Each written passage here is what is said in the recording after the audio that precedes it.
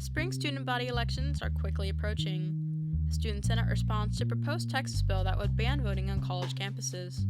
Women in Technology hosted its annual conference to encourage breaking the tech industry standard.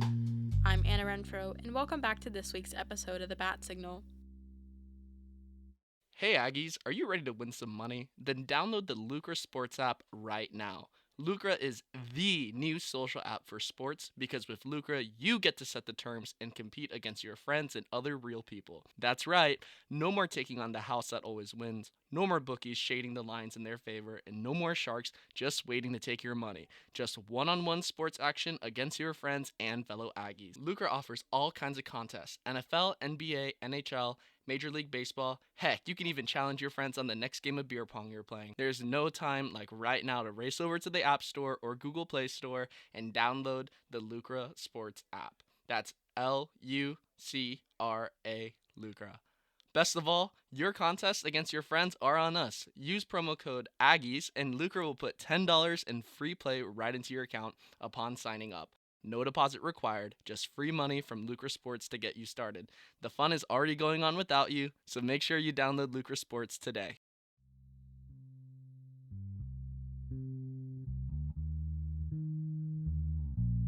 Earlier this week, the Student Government Association Election Commission had announced the candidates for the 2023-2024 Student Body President and Yell Leader election.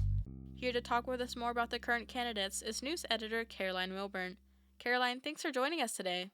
Thank you so much for having me. So Caroline, how many candidates are currently running for Student Body President? Currently, there are 4 candidates running. Who's running, and what's their major and classification? Yeah, so the student body candidates are University Studies Junior Bailey Greenwood, Biomedical Sciences Junior Christian Newton, Marketing Junior Kate Craddock, and Finance Junior Hudson Cross.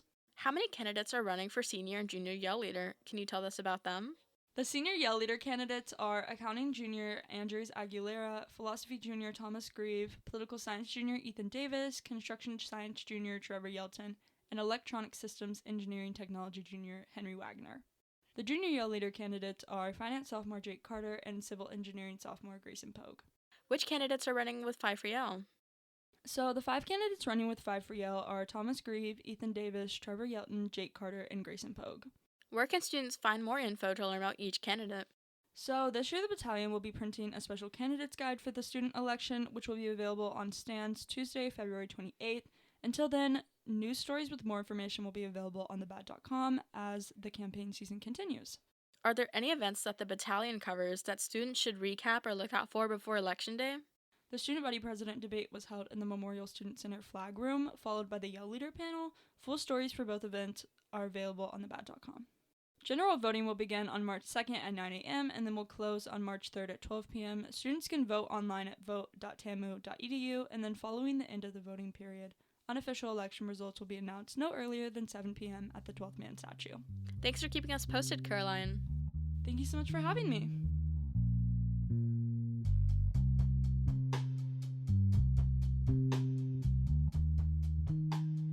On Wednesday, February 22nd, Texas A&M Student Senate passed the Supporting Student Suffrage Bill in response to proposed Texas legislation HB 2390, which would prohibit placing voting locations on college campuses.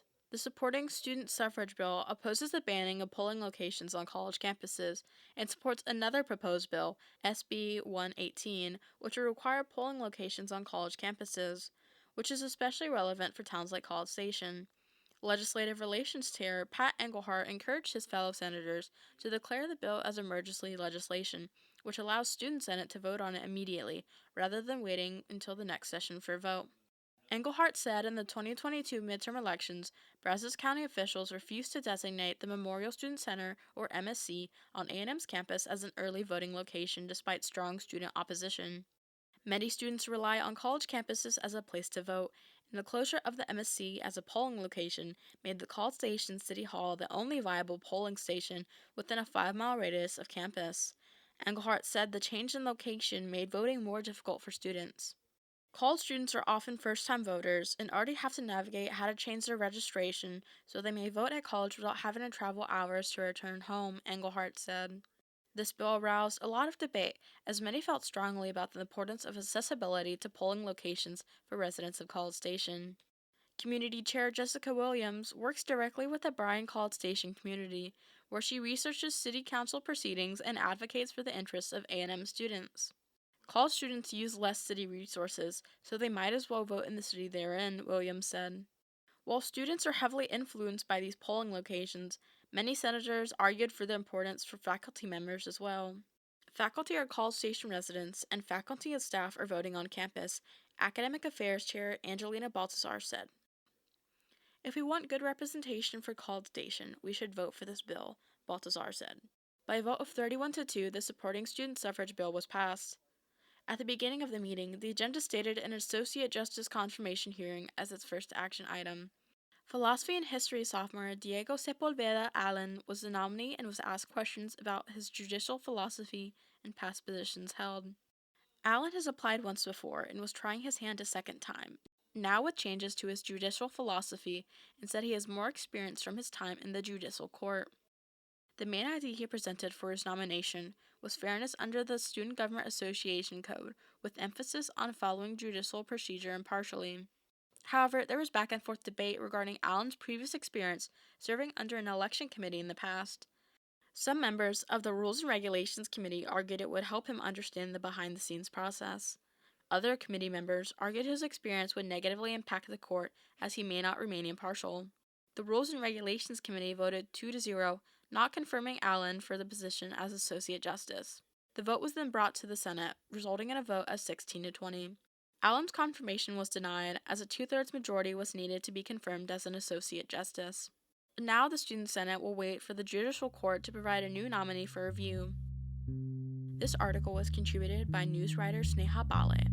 Sneha's full article is available online at thebat.com. In the early 2000s, the tech industry was beginning to grow, but it had yet to blossom into the titan industry that we know it as today. However, since its creation, the tech field has been primarily male-dominated. At Texas A&M, the Mays Business School Council for the Management of Information Systems, or CMIS, recognized this and hoped to make a change. This year, CMIS held their 23rd annual Women in Technology Conference to continue their initiative. This year's conference was held in the Student Recreation Center on February 23rd from 9 a.m. to 3 p.m. This year's theme was We Can Do It, and the conference was open to everyone, offering networking opportunities with professionals, free professional headshots, prizes, food provided, and the chance to meet Reveille 10. Originally, the conference was created to help female management information systems, or MIS students, network with professionals, advance their career, and collaborate with like-minded peers. The conference encourages women to enroll in the MIS program. According to Forbes, the 5 most powerful tech companies, Amazon, Apple, Facebook, Google, and Microsoft, only average a workforce of only 34.4% women. The conference promotes females going into corporate workplaces, Director of the Center for the Management of Information Systems, Della Whitcomb, said. News writer Sneha spoke to MIS graduate student Girija Iyer, who said the conference has been instrumental for networking in a comfortable environment. Iyer said the best part of the conference was that it featured female leaders in tech-related fields to share their life journeys and experiences to inspire women. Professionals also have the opportunity to learn about the students who attend and interact with students who are curious about the fields they represent. Some professionals have even attended in the past as students and now are back to serve a different role, like General Motors representative Carly Quick. Quick said it's beneficial to hear from other professionals and students to encourage them about their career. Tech is overwhelming without direction, so Quick said she hoped to bring peace to some of the women she talked to about her experience. This year's conference allowed students and professionals to connect over the tech industry and provided a direct avenue for mentorship and networking. It brought students together and gave them the opportunity to start thinking about career aspirations and how to achieve them. This article was contributed by news writer Sneha Bhale. Sneha's full article is available online at thebat.com. For more information on all of the stories featured in today's episode, visit our website at thebat.com or pick up a print edition on stands every Thursday. This week's contributors are Caroline Wilburn and Sneha Bhale. Make sure to check out previous episodes of the Batt Signal, Home Turf, and Calculated Culture, available wherever you get your podcasts.